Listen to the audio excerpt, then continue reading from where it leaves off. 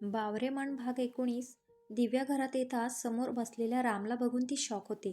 दिव्या बोलली, दादू तू कधी आलास? राम बोलतो, आताच आलो पिल्लू.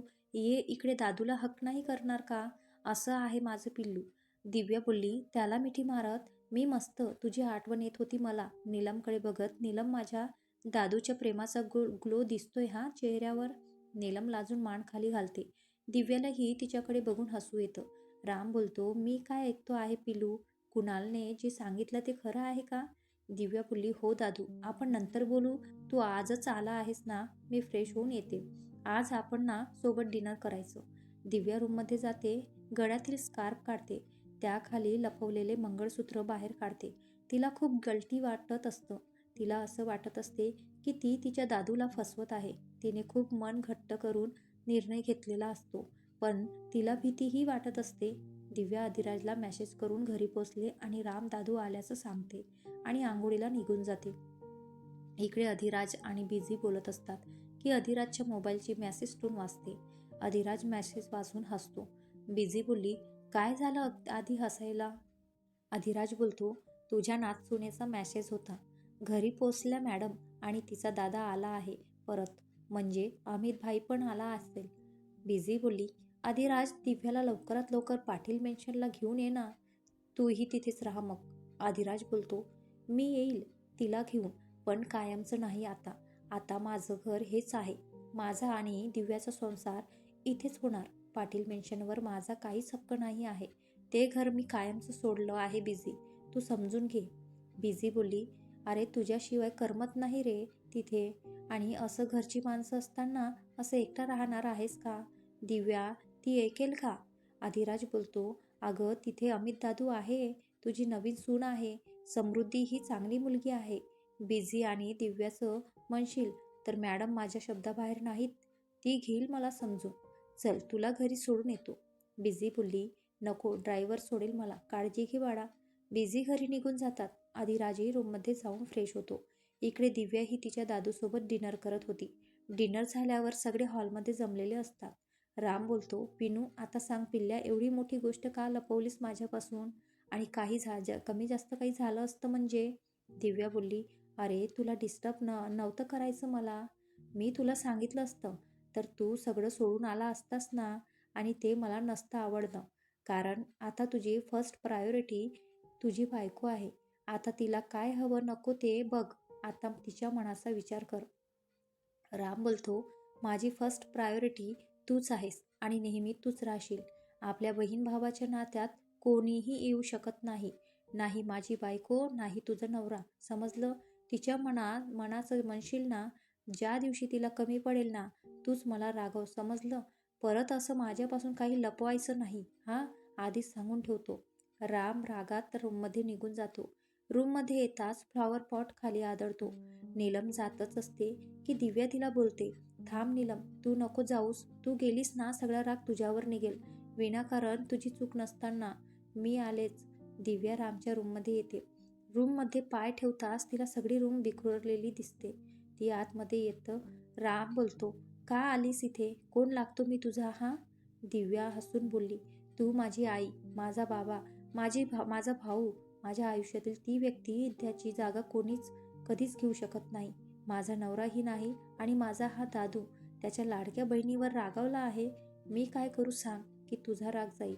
राम बोलतो, मला असं वाटतं आहे मी उगाच लग्न केलं. माझं लग्न काय झालं, माझी बहीण मला असं बोलायला लागली आहे. माझ्या लग्नामुळे तू माझ्यापासून दुरावणार असतील ना, तर नको मला ते लग्न. दिव्या बोलली, काय बोलतो आहेस तू? लग्न काय तुला बाहुल्या बाहुलीचा खेळ वाटला का? असं बोलताना आधी तू नीलमचा विचार कर. ती तिचं सगळं सोडून तुझ्याकडे आली आहे का हा दिवस बघायला? ती तुझ्या बायको आधी माझी मैत्रीण आहे. तिच्या बाबतीत कोणतीच चुकीची गोष्ट खपून घेणार नाही. मी काय तुला आयुष्याला पुरणार नाही आहे. ती तुझी जीवनसंगिनी आहे. तीच आहे जी तुला आयुष्यभर सांभाळेल.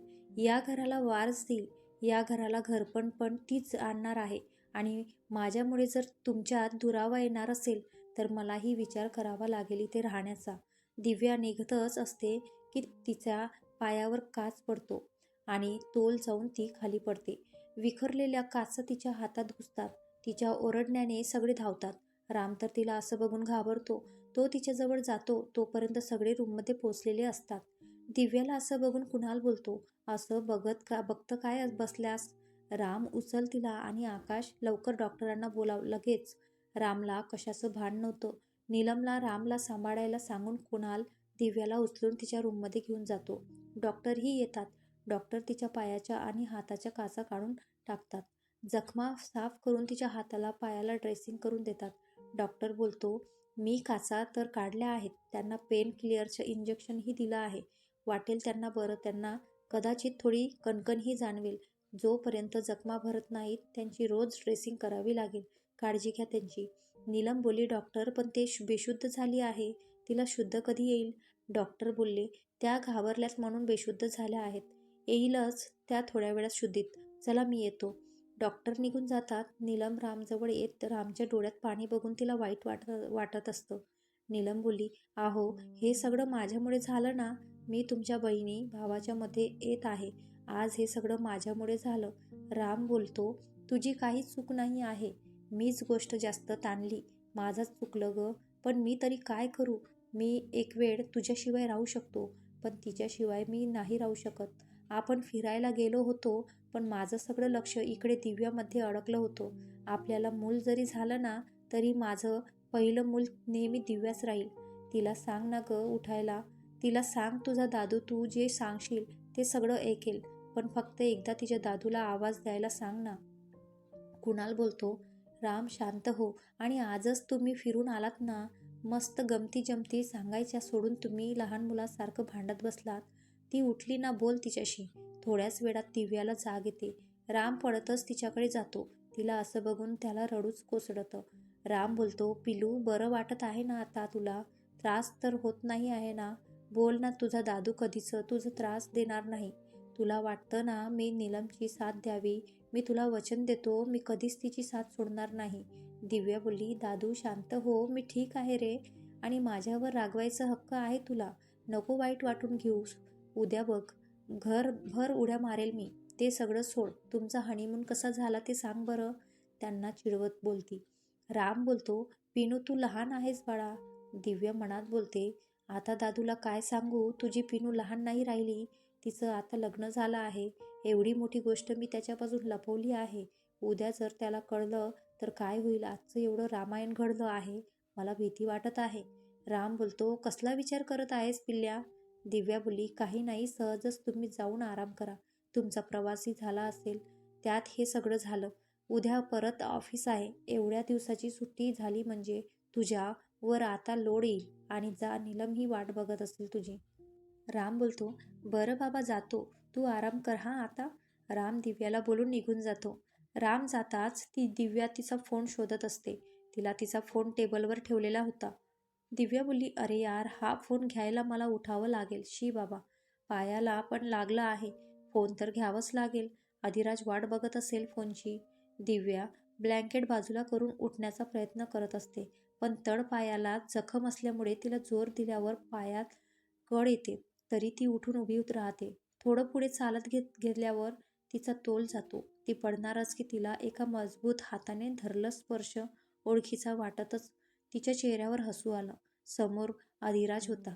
अधिराज तिला उचलून घेतो आणि बेडवर ठेवतो. इतकं कसं झालं तुला? हा कुठे पडलीस होती?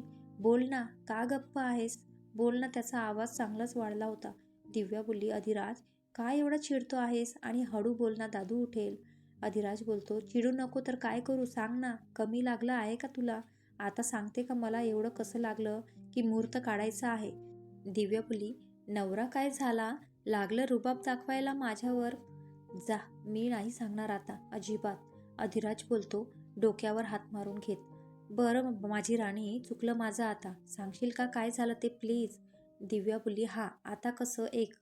दिव्या अधिराजला राम आणि तिच्यातलं बोलणं आणि रामचं चिडणं सगळं सांगते. अधिराज बोलतो, तुला नीट बघून नाही चालता येत का? बघ बरं किती लागलं आहे ते. दुखत आहे का पिल्लू? रडवेला होतो. दिव्या बोलली, नाही रे, तू आहेस ना माझ्याजवळ. आता नाही होत त्रास. आणि रडतो कशाला आहे? वेडा माझा नवरा अजिबात चांगला नाही दिसत रडताना. हस बघू. आणि हे काय, आजच भेटलो ना आपण, तरी आज परत भेटायला आलास?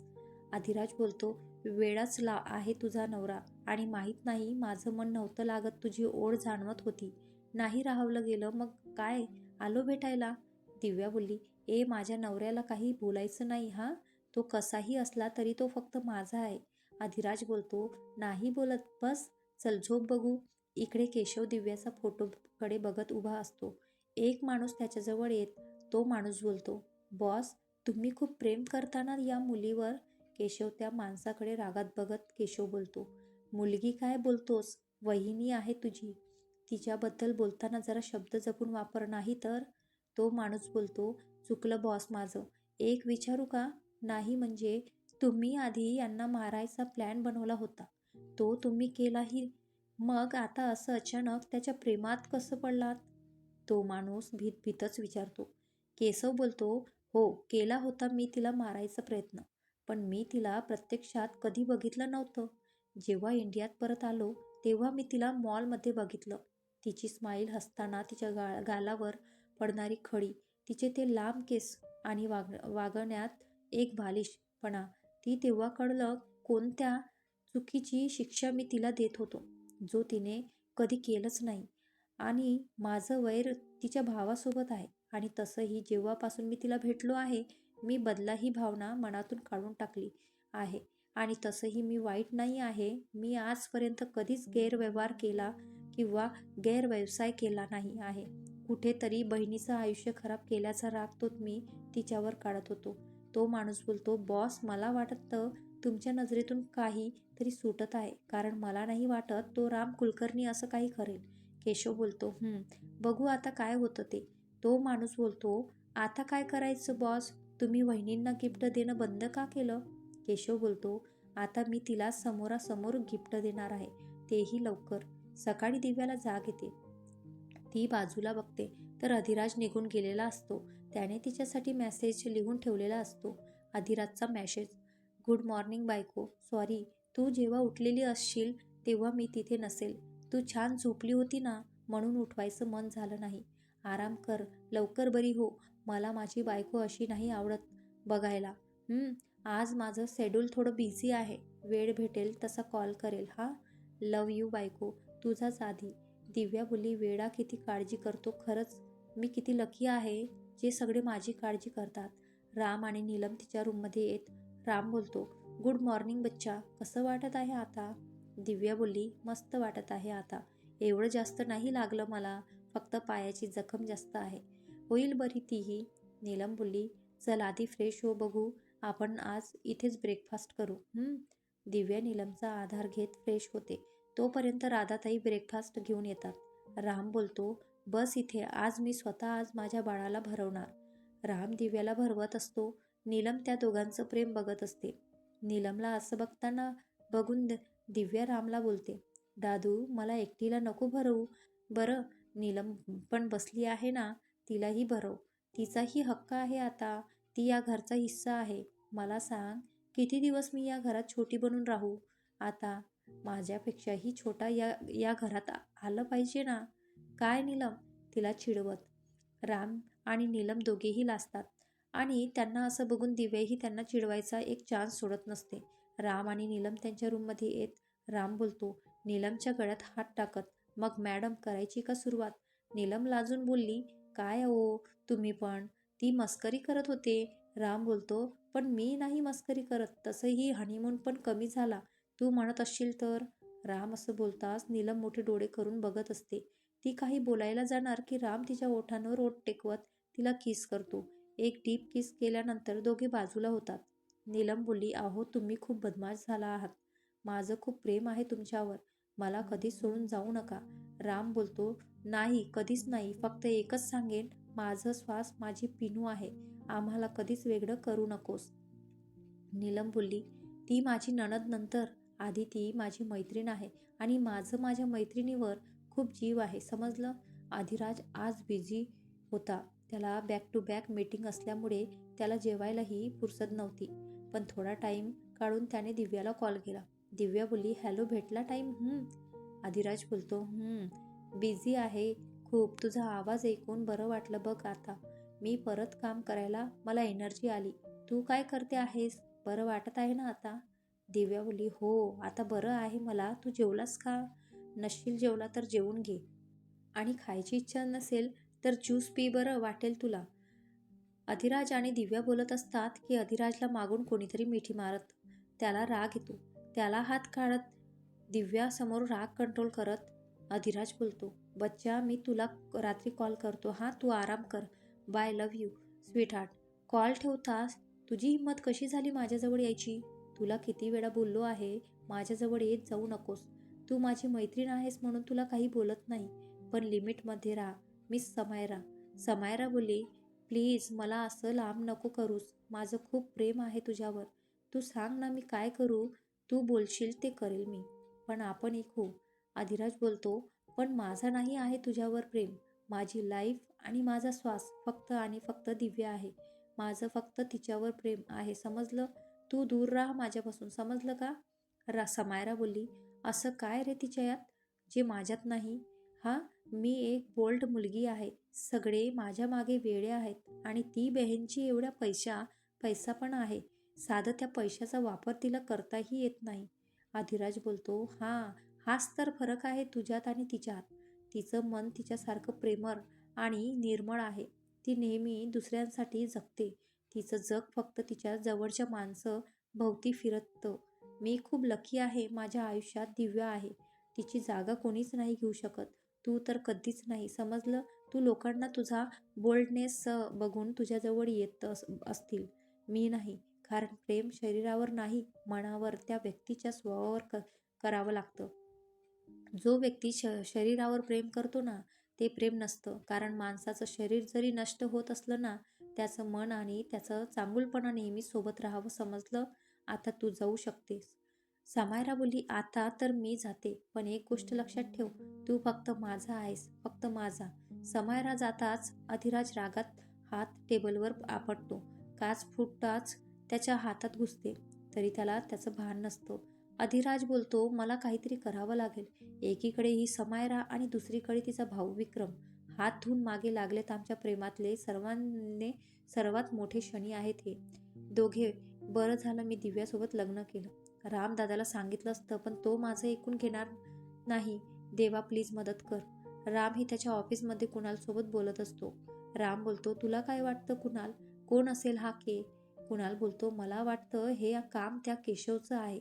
तोच त्याने दिव्याचा अपघात घडवून आणला होता. राम बोलतो, तो कसा असेल? कारण जी व्यक्ती दिव्याच्या जीवावर उठली होती तीच व्यक्ती दिव्याच्या प्रेमात कशी पडेल? आणि मुळात त्याने दिव्याला बघितलं कुठे आहे? त्याच्या माणसाला आपण पकडलं होतं तेव्हा त्या माणसाने कबूल केलं होतं ना सगळं, आणि असं न बघता कोणी कोणाला कसं मारू शकतं? कुणाल बोलतो, तो धमकी देऊन गेला आहे, लवकरच तिला कायमचं घेऊन जाईल म्हणून. त्याला विक्रमबद्दलही सांगायचं होतं, पण त्याने ते टाळलं. राम बोलतो, थोडे दिवस दिव्याला बाहेर कुठेच जाऊ देऊ नका. तूही सांग, मीही बोलतो तिच्याशी. आणि एक तू आणि रिद्धिमालाही मेन्शनवर शिफ्ट व्हा, कारण धोका तिलाही असू शकतो. त्यात या अवस्थेत एकटं नको सोडायला तिला. नीलम आहे, दिव्या आहे, मेन्शनला भीती नाही आहे. दिव्याला झोपून कंटाळा आला होता. संध्याकाळ झाली होती. ती हळूच उठत फ्रेश होऊन येते. अधिराजला कॉल करते, पण आधी मीटिंगमध्ये बिझी असतो आणि फोनही सायलेंटवर असल्यामुळे त्याला समजत नाही. दिव्या हळूहळू खाली येत असते. नीलम तिच्याजवळ येत नीलम बोलली, मला आवाज द्यायचा ना, तू बाहेर का आलीस? दिव्या बोलली, मला बोर झाला आहे खूप रूममध्ये. एक ना, समृद्धी श्वेताला बोलवून घे ना गं.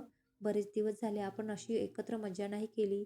रिधिमालाही बोलाव, तिचीही धावपळ खूप होते. नीलम बोलली, बोलवायची गरज नाही त्यांना. दिव्या बोलली, म्हणजे? तेवढ्यात मागून आवाज येतो. तिघी एकसाथ बोलतात, सरप्राईज. दिव्या तर त्यांना बघून खूप खुश होते. सगळे एकत्र येऊन तिला मिठी मारतात. दिव्या बोलली, ओ हो, प्रेमाचा ग्लो आला की तुमच्या चेहऱ्यावर. काय श्वेता, समृद्धी? त्यांना चिडवत. नीलम बोलली, ही ना फार आगाऊ झाली आहे. समृद्धी बोलली, बघू ना, हिचं लग्नही होईल तेव्हा आपण हिची मजा अशीच घ्यायची काय? श्वेता बोलली, हो मग असंच सोडायचं का आपण हिला? रिधिमा बोलली, का छळता ग तुम्ही तिला? गप्प बसा बघू. रिधिमा बोलली, बघ, दिव्या नाही तिचं बाळ बोलत माझ्या आत, तुला त्रास देऊ नका म्हणून. नीलम बोलली, रिधिमा तुला 5वा महिना चालू आहे ना ग? रिधिमा बोलली, हो अगं खरंच जगातील सर्वात मोठं सुख आहे आई होणं आणि मी हे दिवस खूप एन्जॉय करते आहे. दिव्या बोलली, आपण रिधिमाचं डोहाळे जेवण एकदम मोठं करायचं कारण तो आपल्या फॅमिलीमध्ये येणार पहिलं बाळ आहे. समृद्धी बोलली, खूप धमाल करू. असंच गप्पा मारत मारत बसतात. आज सगळे तिथेच थांबणार असतात. आता त्या तिथे असल्यावर मग त्यांचे नवरे कसे त्यांच्याशिवाय राहतील. सगळे जमले होते. आज आधिराही आली होती. दिव्या आकाशच्या कानात बोलते, आज करून टाक प्रपोज चंद्राच्या साक्षीने. आकाश बोलतो, मला भीती वाटत आहे. अमित दादू पण आहे इथे. दिव्या बोलली, तुम्ही मुलींच्या भावाला का घाबरताच तेच मला कळत नाही. खाणार नाही आहे तुला तो. आणि तसंही तो काय कायम राम दादू नाही आहे जो एवढा घाबरतो आहे. तो अमित दादू आहे, समजलं. आज जर तू बोलला नाहीस मग मी सांगेन सगळ्यांना. फक्त सांगणार नाही, त्यात तेल मसाला सगळं टाकून सांगेन. आकाश बोलतो, नको बाई, तू आगीत तेल ओतून भडका करशील. मीच सांगतो. आकाश उठून उभा राहतो. जिथे अधीरा बसलेली असते तिथे येत सगळे तिच्याकडे गोंधळून बघत असतात. रिधिमा दिव्याच्या कानात बोलते, तूच फसू लागलीस ना त्याला. हा गडबड करणार आहे बहुतेक. दिव्या बोलली, नाही होणार गडबड, तू फक्त एन्जॉय कर. आकाश बोलतो, अधीरा मला तुझ्याशी बोलायचं आहे आज, आता या क्षणी. अधीरा तर घाबरून डोळे मोठे करून त्याच्याकडे बघत असते. अधीरा बोलली, हिम्मत करून बोल ना. आकाश बोलतो, गुडघ्यावर बसून. अधीराचा हात हातात घेत, अधीरा माझं तुझ्यावर खूप प्रेम आहे. लग्न करशील माझ्याशी. मला माहीत आहे या दिवसाची तू खूप वाट बघितली आहेस. मला माहीत आहे तुला मी टाळलं, तुला इग्नोर केलं. त्याला कारणही तशीच होती. पण जेव्हा तू मला इग्नोर करायला लागलीस ना तेव्हा कळलं मला मी काय गमवतो आहे. देशील ना गं मला साथ आयुष्यभरासाठी. करशील ना माझ्याशी लग्न. बोलताना त्याच्या डोळ्यातून एक अश्रू त्याच्या गालावर ओघळला. आधिरा बोलली, हो मी देईन साथ आयुष्यभरासाठी. माझं खूप खूप प्रेम आहे तुझ्यावर. आय लव्ह यू आकाश. आकाश पटकन उठून तिला हक करतो. दोघेही मिठीत व्यस्त असतात की अमित बोलतो, अधीरा. आकाश आणि अधीरा झटकन बाजूला होतात. अमितला चिडलेला बघून दोघेच काय सगळेच घाबरतात. अधीरा बोलली, दादा अरे ते. अमित बोलतो, तुझा दादा इथे असताना तू माझ्यासमोर एका मुलाला मिठी मारते हो. काय बोलतोय मग, सांग कधी ठरवायचं लग्नाचा मुहूर्त. अधीरा रडवेली झाली होती. तिला काहीच समजलं नाही. पण दिव्या तिचं हसू कंट्रोल करू शकली नाही. ती जोर जोरात हसायला लागली. तिला हसताना बघून सगळेच हसायला लागले. अधीरा ही पळत जाऊन अमितला मिठी मारते. अधीरा बोलली, काय रे दादू, किती घाबरवलंस मला. जा बाबा, ये वहिनी, याला समजाव ना. हा. अमित बोलतो, तू खुश ना. आम्ही पण खुश, असेच नेहमी सोबत राहा. दिव्या बोली, चला आता प्रत्येकाने आपल्या पार्टनर सोबत डान्स करायचा, मस्त रोमॅन्टिक. सगळे आपल्या बायकांना घेऊन डान्स करत असतात. पण या सगळ्यांना एकटं टाकून दिव्या टेरेसच्या कोपऱ्यात उभं राहून त्या चंद्राकडे बघत असते. तिकडे अधिराजही सेम बाल्कनीत उभं राहून चंद्राकडे बघत असतो. अधिराज बोलतो, खूप आठवण येते आहे पिल्लू. आज येणार होतो तुला भेटायला, पण तू नको म्हटलीस ना. नाही करमत आता तुझ्याशिवाय. आपलं लग्न झालं असूनही सोबत राहता येत नाही, नीट भेटता येत नाही. हा चंद्र किती सुंदर दिसतो आहे, पण माझा चंद्र तर तिकडे अडकून पडला आहे. दिव्या बोली, तू हवा होतास आधिराज इथे, पण बघ ना सगळे असून पण एकटं वाटत आहे. सगळे किती खुश आहेत आपल्या जोडीदारांसोबत. काश आपण पण आपलं प्रेम असं सगळ्यांसमोर व्यक्त करता आलं असतं तर किती छान झालं असतं. आता आपण नवरा बायको आहोत, पण हा दुरावा कधी संपेल काय माहिती. मला नकोसं झालं आहे आता हा विरह. आपण दोघे कधी जगासमोर नवरा बायको बनून वावरणार, कधी आपण एक होणार. जाऊ दे, आपण कितीही दूर असलो ना तरी आपली मन एक आहे. तर मग कसा वाटला मित्रांनो आजचा हा भाग. तर व्हिडिओ आवडला असेल तर व्हिडिओला लाईक आणि शेअर करा. आणि चॅनलवरती पहिल्यांदा भेट दिली असेल तर आपल्या ह्या चॅनलला सबस्क्राईब करा. भेटूया पुढील भागात. धन्यवाद.